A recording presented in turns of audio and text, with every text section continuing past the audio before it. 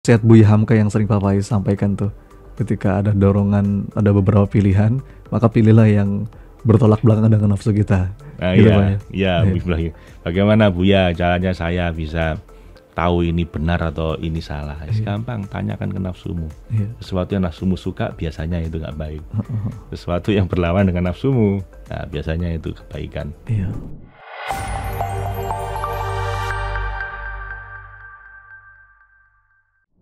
Bismillah Pak Faiz, kita masuk ke yang ketiga nih Pak, dalam buku 70 Jalan Cinta Menuju Allah, Menuju Tuhan, tentang hatinya para pecinta, in the heart of a true lover. Boleh dijelaskan nih Pak? Ya, hati para pecinta. Kita bisa belajar tentang Tuhan dimanapun dan kapanpun.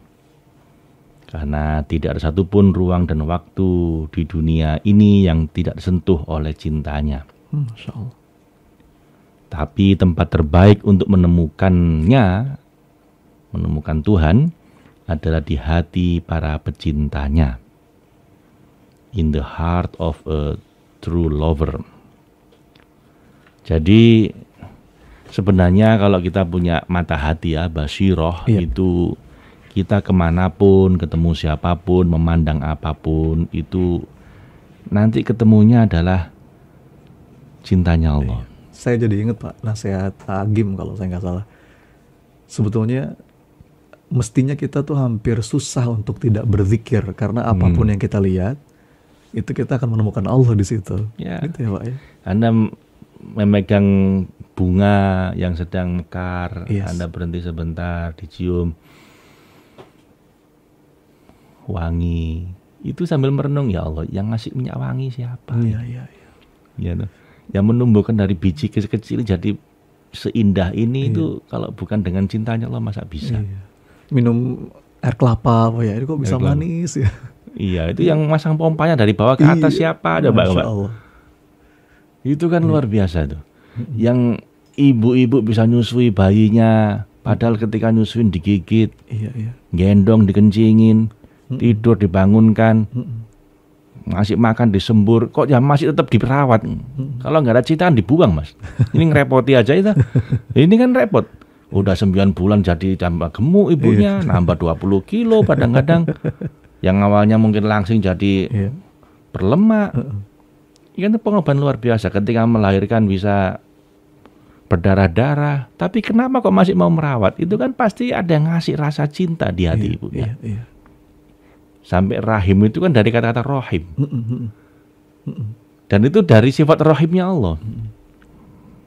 Nah, dari situ ketemu apapun, dimanapun kita berada, melakukan apapun, sebenarnya kita bisa belajar tentang cinta, Mas. Lihat binatang-binatang, ya. Kucing itu bisa merawat anaknya. Ya, toh. Kalau nggak ada rasa kasih sayang dari Allah, ibu-ibu nggak mau merawat anaknya, termasuk binatang-binatang itu. Nah, tapi tempat untuk melihat, merasakan cinta Allah yang paling bagus adalah dengan menyelami hati para pecintanya. Belajar dari para ulama Pak ya. Orang-orang yang memang jalan hidup itu adalah jalan cinta. Kita sekarang belajar dari Rumi, dari Syams Tabrisi. Karena dari hati para pecinta itulah nanti lahir hikmah-hikmah untuk kita bisa belajar tentang cinta yang lebih dalam. Dan kalau sudah belajar begitu, kita serap tenaga dalamnya agar hati kita pun juga dipenuhi rasa cinta pada Tuhan. Nah, jadi silakan dimulai perjalanan tentang cinta ini dengan mengamati alam semesta. Oke, itu latihannya Pak ya. Lalu yang kedua, fase kedua, belajarlah dari orang-orang yang memang hatinya dipenuhi cinta sama Allah. Yang ketiga, Anda serap tuh tenaga dalamnya untuk Anda jadikan ada juga di dalam diri Anda, di dalam diri Anda. Nah, disitulah nanti kita akan belajar tentang cinta, divine love. Bagaimana ketika di sini di latihan disebutkan Pak, lihatlah ke seluruh ruang hati kita. Adakah rasa cinta kasih itu bersemayam di sana? Jika belum ada, tumbuhkanlah. Nah, tumbuhkannya gimana Pak? Dengan cara tadi ya? Yes. Melatih cinta itu memang nggak gampang Mas. Nggak bisa lewat teori, nggak bisa lewat rasional, itu dilatih lewat rasa. Lah, melatih rasa itu biasanya lewat seni. Oke. Kalau keindahan lewat mata itu ya mungkin ciptaan alam ini kan seni semua. Iya. Keindahan alam. Kemudian dari musik, makanya Rumi pakai musik, musik ya. untuk merasakan cinta itu. Ada puisi, bahkan pakai tarian, gerak badan yang itu membuat kita jadi lebih bisa merasakan. Lah itu latihannya. Lalu belajar dari para pecinta, lalu kembangkan juga di hati kita. Dan tadi Mas Sony berarti udah baca latihannya. Iya. Ya situ latihannya. Iya. Latihan ketiga. Dan kalau sudah ada kembangkan, karena ini naik turun Mas. Iya. Kayak iman kan begitu juga, naik turun. Jadi nggak statis. Iya. Bisa diperdalam, bisa semakin dangkal, tergantung kita bisa merawat apa enggak. Lah, merawat, memperdalam cinta itu rumusnya cuma 2. Taklukkan nafsu, lunturkan ego. Artinya yang akan mendangkalkan atau bahkan menghancurkan cinta ketika kita nurutin nafsu dan ego tadi, Pak ya. Iya. Kan hadis Nabi mengatakan kalau kita nggak bisa menjaga pandangan, hilang rasa manisnya iman gitu kan. Iya. Ya karena pandangan ini sumber nafsu. Iya.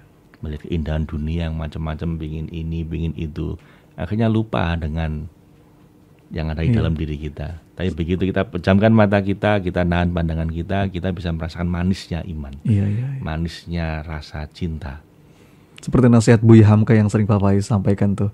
Ketika ada dorongan, ada beberapa pilihan, maka pilihlah yang bertolak belakang dengan nafsu kita. Iya.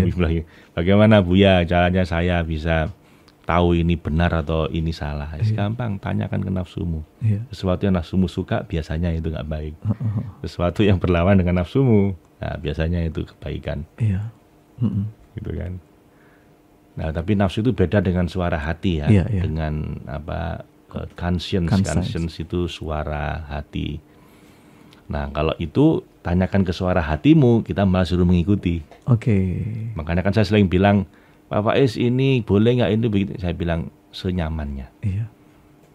Senyamannya itu dalam rujukan saya itu adalah nyaman di hati, bukan nyaman di nafsu. Iya.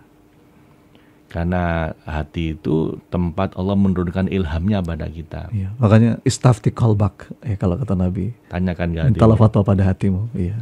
Mintalah fatwa pada hatimu, bukan pada nafsumu ya. Lah kadang-kadang orang nggak bisa membedakan, rancu ini. Oh, berarti suara hati saya itu begini Pak. Itu nafsu. Nah, harus latihan sih memang bedakan mana nafsu, mana ego, mana hati. Mana kolbu, dan itu harus latihan. Nah, ini bagian dari latihannya menghatamkan buku ini. Kita lanjutkan perjalanannya Pak, insya Allah.